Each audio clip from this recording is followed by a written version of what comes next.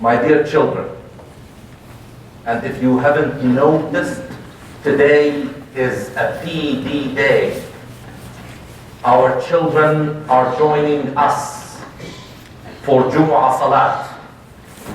And I am dedicating my khutbah to them, however older people may listen to. And I'm going to talk about something that came about as a result of a brief conversation that I had with a young Muslim in his 20s, and the conversation that I had may reflect the mindset of many young people. And I can see that, as all of us can see that. There is a sense of desperation. There is a sense that nothing is working. That the world around us is losing control. And nothing can be more difficult than for us to feel that we're losing control.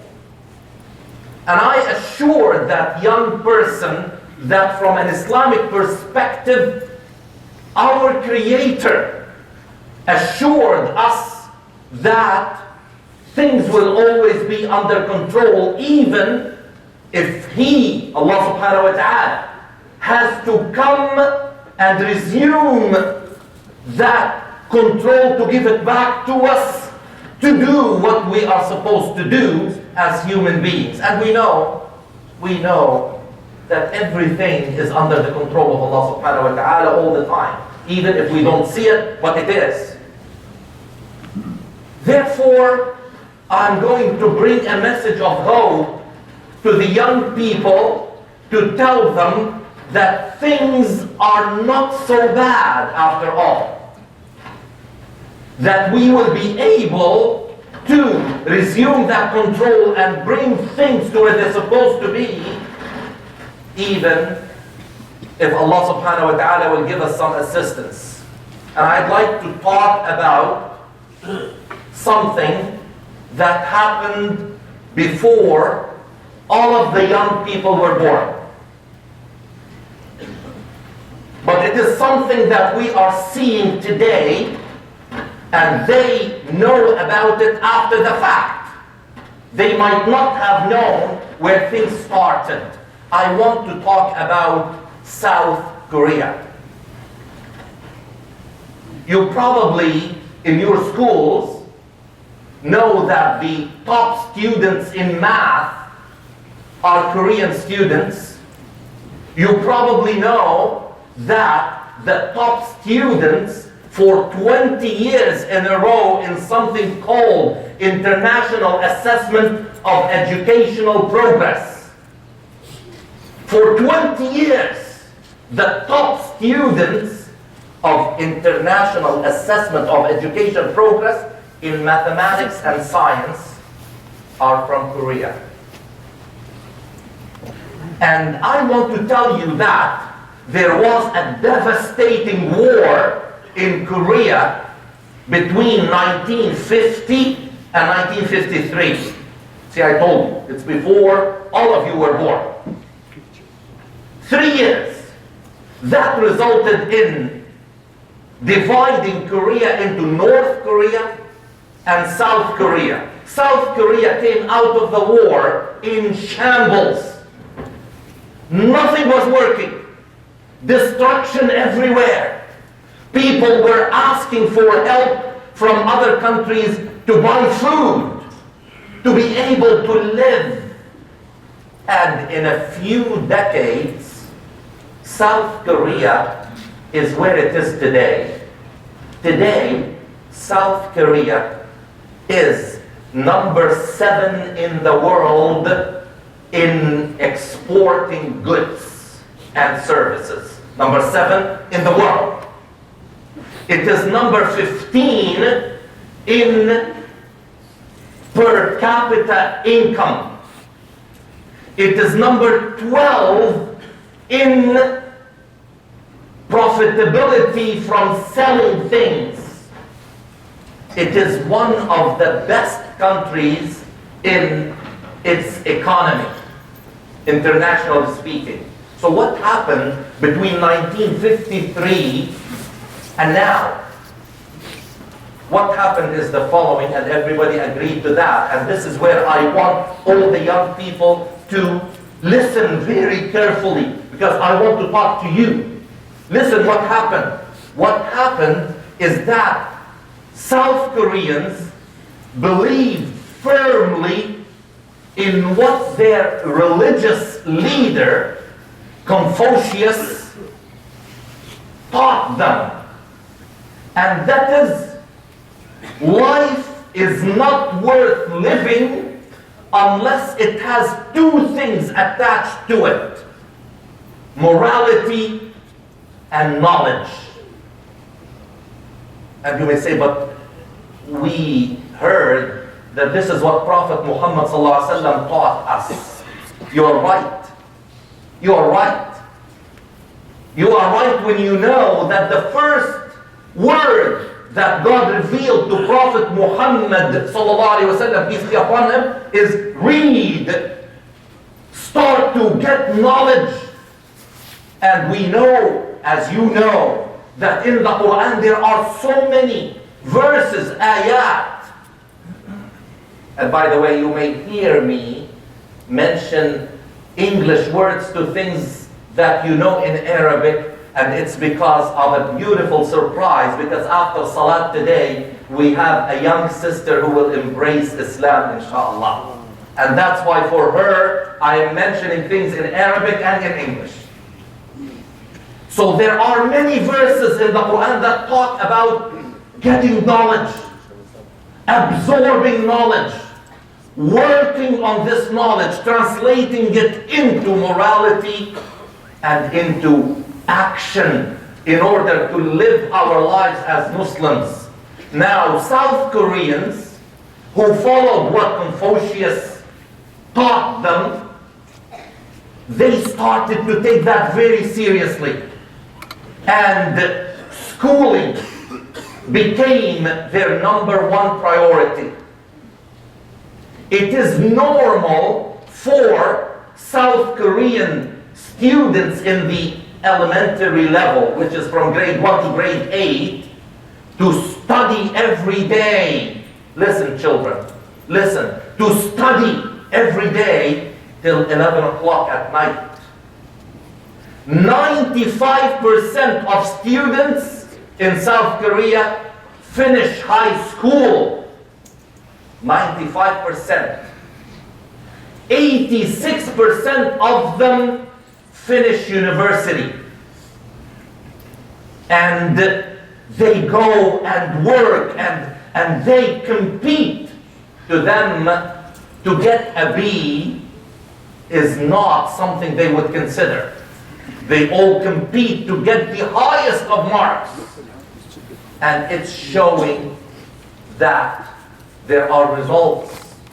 And the reason I wanted to talk about South Korea is that the conversation I had with that young Muslim that I started to tell you about was about a statistic I shared with him, and he felt that it is the gateway to get that which is on his chest. He wanted to say what he had to say. I told him, and I don't know if I mentioned this from this minbar before, but statistics show that number one nation in the world in the reading books that is Germany. And the average time that they read books is 2 months per year.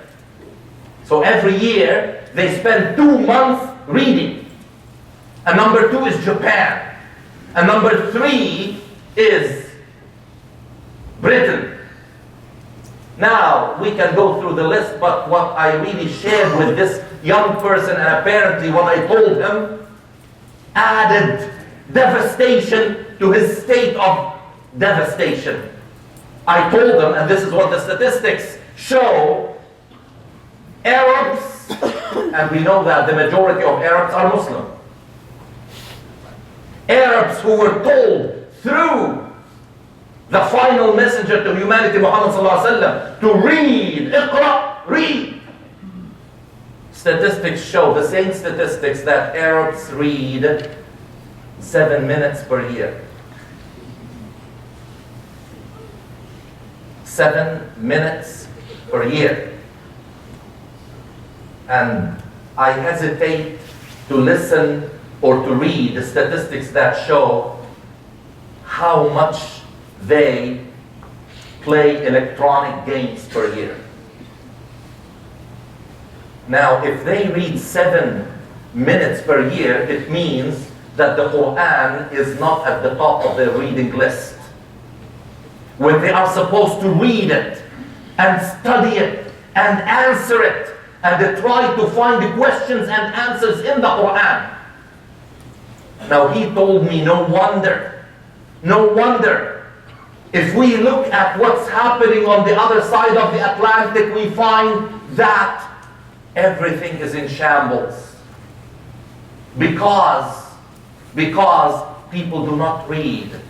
Now I told them that there are isolated examples that can really show that we have the ability, but we are not capitalizing on this ability.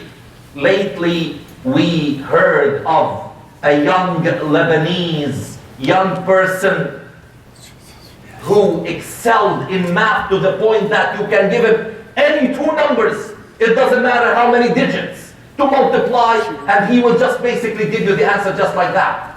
We heard that while the siege was around Gaza lately, there was a young graduate of high school who was the top student ever. And she had competed in international competitions and she came at the top. We have the ability.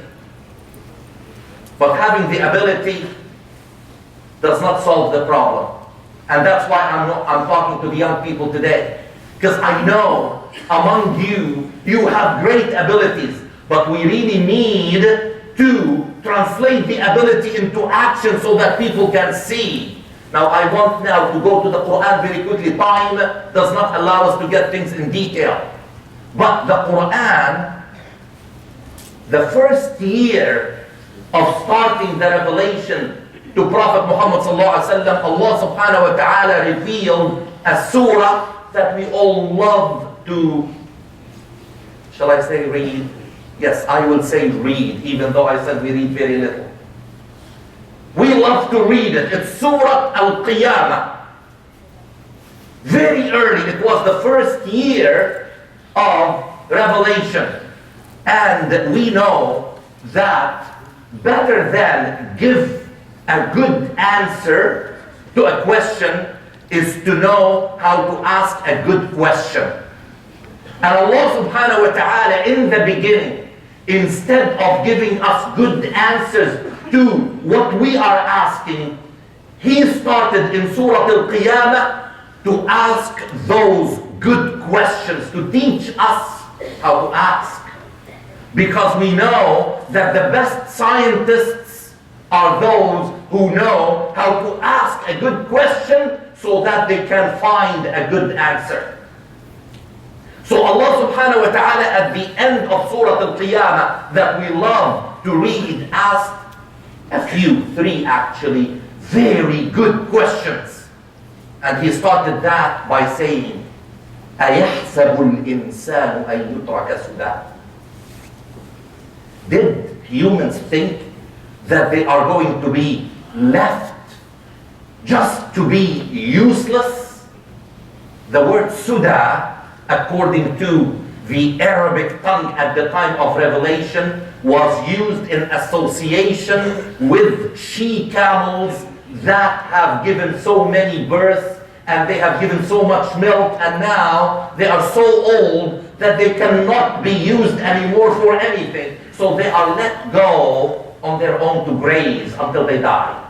So they are called Ibilun Suda, meaning that this she-camel is useless now. So they let her graze. So أَيَحْسَبُ الْإِنسَانُ أَن يُتْرَكَ سُدًى. Did you think that, and this is early in the revelation, early, very early. Allah subhanahu wa ta'ala now is revealing the Quran slowly. So he's asking people, did you think that you are creations that will just eat and sleep and waste? And no. But Allah subhanahu wa ta'ala did not give them the answer. أَيَحْسَبُ الْإِنسَانُ أَنْ يُتْرَكَ سُدًى? You know when he gave them the answer? After 10 years. After 10 years, a surah was revealed. Embedded in it is lots of knowledge. And we are talking about knowledge, about ilm. Lots of it. And that surah that was revealed in the 10th year of revelation, immediately after Surah Al-Isra. Surah Al-Isra that came immediately after Prophet Muhammad went to heaven, and we know the story of that. That surah was Surah Al-Dhariyat. Surah Al-Dhariyat. And in Surah Al-Dhariyat, Allah subhanahu wa ta'ala gave the answer to أَيَحْسَبُ الْإِنسَانُ أَنْ يُتْرَكَ سُدًى. Did you think you are just useless, just like this? And Allah subhanahu wa ta'ala gave the answer. What was the answer? Before he gave the answer, he said something as if to tell them, by now, after 10 years of revelation, you are supposed to know what the answer is. Before I tell you what the answer is, he told them, وَذَكِّرْ فَإِنَّ الذِّكْرَى تَنْفَعُ الْمُؤْمِنِينَ.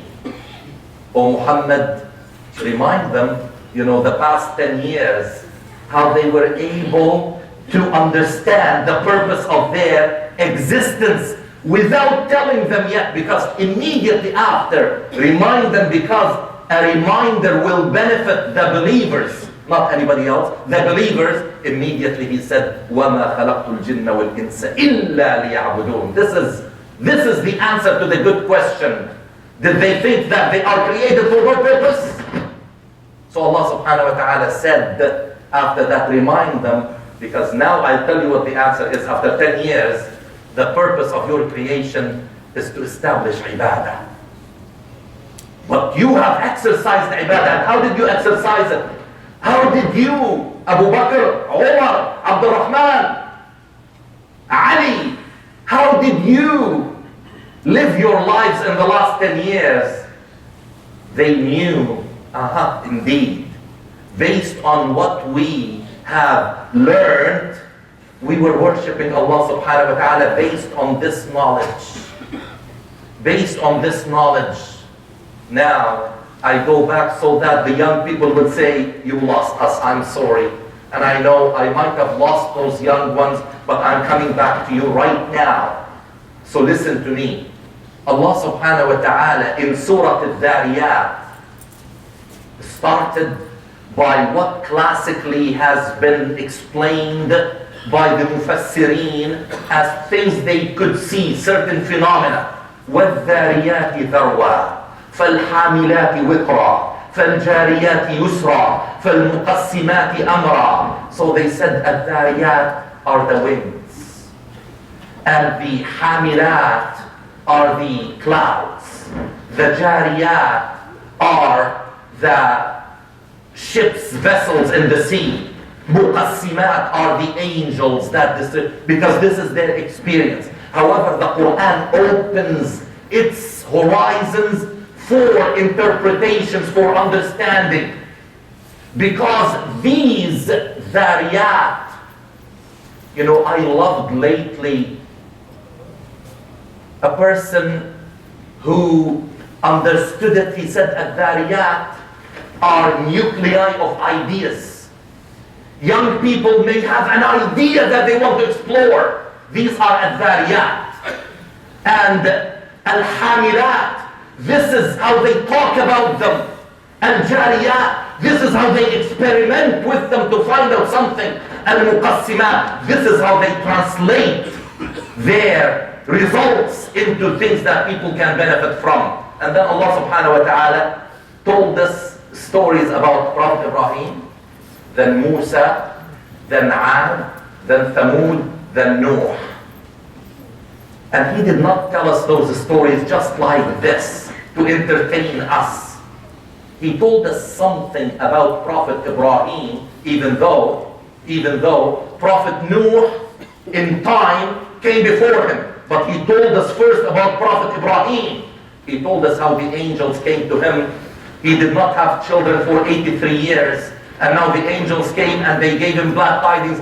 Finally, he is going to have a child. But you know the description that they gave him of that child? They said, وَبَشَّرْنَاهُ بِغُلَامٍ عَلِيمٍ, knowledgeable child. Why alim? You know, a child will be born and then will start to learn. How could a child be knowledgeable before he will start to learn? Because the idea is, after they gave him that glad tidings, his wife came as if to say to the angel, what are you talking about? She came to him and she had a cringe on her face and she said to them, I am a barren, sterile, old woman. How do you expect a knowledgeable child to be born of me? And they gave her the answer, قالوا كذلك إن ربك هو الحكيم العليم. Again, they gave her a description of Allah subhanahu wa ta'ala based on wisdom and infinite knowledge. The same thing, alim. As Ghulam Alim, meaning when Allah subhanahu wa ta'ala says something, it will happen. And this is where I take you back. When Allah subhanahu wa ta'ala sees that we are losing control, He comes and gives us that control again. So believe me, if you see that the Muslim world now is in shambles, if the Muslim world is in a state of sterility, if the Muslim world, you may say, has absolutely nothing to offer, I will say, based on what the Quran is telling us, a new generation, because Ghulam Alim represents a new generation. A new generation will come out of this barren state, of this sterility, that will bring lots of knowledge, that will emulate the Korean example, not because they are the standard, but because we have the standard. We do not need to lean on anyone else, but at least we say, look, they tried respectfully, and they followed the teachings of their leader, their religious leader, Confucius, while we still are not following. Actually, the problem we have is that we are not following the Quran and the Sunnah. In the Quran, Allah subhanahu wa ta'ala joins Kitab and Hikmah in 7 places. Kitab is the Quran. Hikmah is the Sunnah of Prophet Muhammad sallallahu alayhi wa sallam. But we haven't been doing that. So my message to you, and I will sit before the second khutbah. Young people, listen to me. My message to you, I want you to be known for your excellence in school. Let everybody know that Muslims, not as those, remember a couple of years ago I talked about, how many schools are suffering because certain groups from our community are misrepresenting our akhlaq. And they are bullying others. They are representing us in a way that we don't like to be represented with. I want you to reverse that tide because you are smart, I know. You have the ability. I want you not to spend your time playing PS4 and Xbox and all of those things that will not benefit anyone, but instead will make your mind lazy because you are following what those screens bring to your eyes, and you just respond instead of you making the move. And how do you make the move? By studying, by reading, by exploring, by being the top in math and science and history. Go and read. Don't let that statistic stand. 7 minutes per year. How could we accept that? At least here, God is saying, look, I'm giving you peace for you to sit at home in a comfortably, in a climate that is air conditioned to make you comfortable so that you can study. You can excel. And you know what? Excellence in secular knowledge, in that knowledge of math and things, if not coupled with deen and akhlaq and hikmah and wisdom, will be knowledge that may hurt others. So this is my message to you today on this PD day. Study, read. Don't say it's boring. If you want, inshallah, and I'm challenging older people. I had one young man who came to me and he said, I want to do something for my community. And I gave him some ideas, but I would like to give some young person at university, or a few of you, why don't you establish tutoring at the Islamic Center for students to come and study every day and learn from each other and excel and be the kind of people we will be proud of, as we are already proud of you because you are ours. أقول قولي هذا وأستغفر الله العظيم لي ولكم فيا فوز المستغفرين. Make dua to Allah subhanahu wa ta'ala. He will accept our dua. Ameen ya Rabbal Alameen.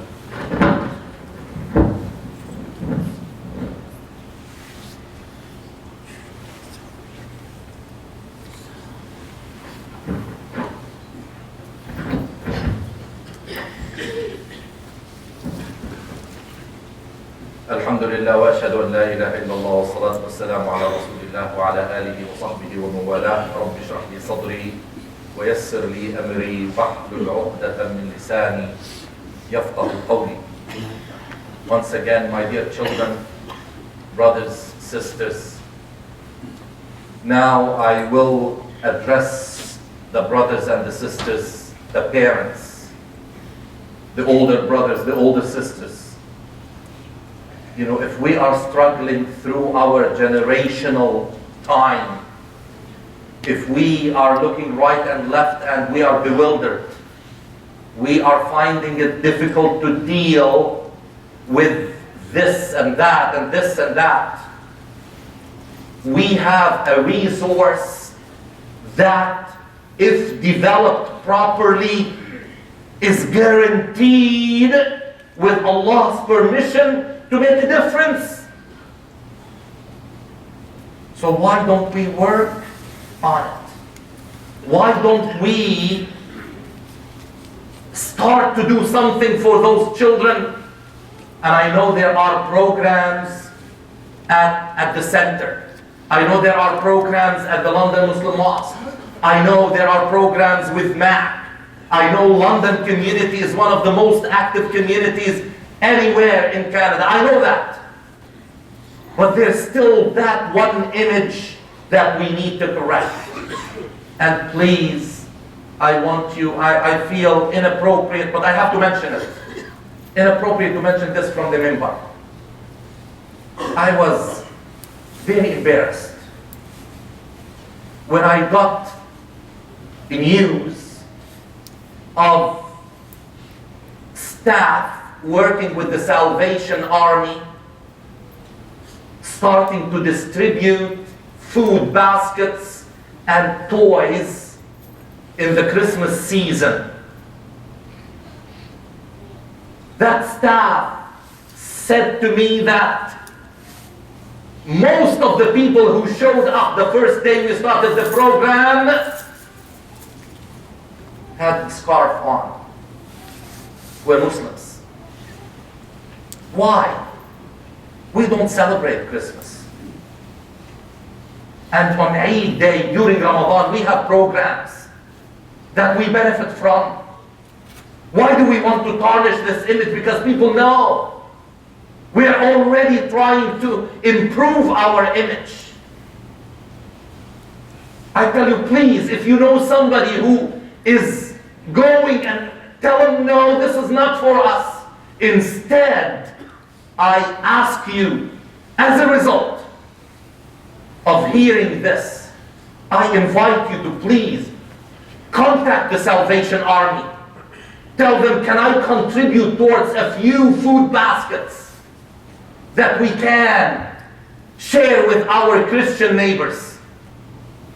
We need to show a kind of morality that others will say, these are our Muslim neighbors. We want our children again to be at the top of the list in academic performance, in akhlaq, in morality, because this is something that will cost us nothing other than goodwill, determination, and this is what our deen is all about. Our deen is not only about salat and zakat and siyam. And I mentioned this to Jessie, who is going to accept Islam after salat, that she is not entering into the fold of Islam because of salat and fasting and charity and pilgrimage. She is entering the fold of Islam because she experienced those before her who entered Islam with their morality, their action, their interaction. This is Islam. This is what Islam is all about. We should give more emphasis to behavior and the right emphasis. I won't say less emphasis. No, the right emphasis on the rituals. By the way, rituals are not going to get us into Jannah. And you know the hadith of أَتَدْرُونَ مَنِ الْمُفْلِسِ. I'm not going to mention it, it will take time. You know who's the bankrupt. I mentioned it before. People who will go on the day of judgment with lots of prayers, lots of zakat, lots of fasting, but their behavior is zero or minus. This is not Islam. Let us think about it. Let us start to hear that there are tutoring sessions, that there are excellence, that there are moralities that are developed right here in our community. اللهم صل على محمد وعلى ال محمد كما صليت على ابراهيم وعلى ال ابراهيم وبارك على محمد وعلى ال محمد كما باركت على ابراهيم وعلى ال ابراهيم في العالمين انك حميد مجيد. اللهم اغفر لنا ذنوبنا وخطايانا واسرافنا في امرنا وكفر عنا سيئاتنا. اللهم ارنا الحق حقا وارزقنا اتباعه وارنا الباطل باطلا وارزقنا اجتنابه. اللهم علمنا من ديننا ما جهلنا وذكرنا منه ما نسينا وكن معنا ولا تكن علينا. عباد الله، إن الله يأمر بالعدل والإحسان وإيتاء ذي القربى وينهى عن الفحشاء والمنكر والبغي يعظكم لعلكم تذكرون. اذكروا الله العظيم يذكركم وادعوه يستجب لكم ولذكر الله أكبر والله يعلم ما تصنعون.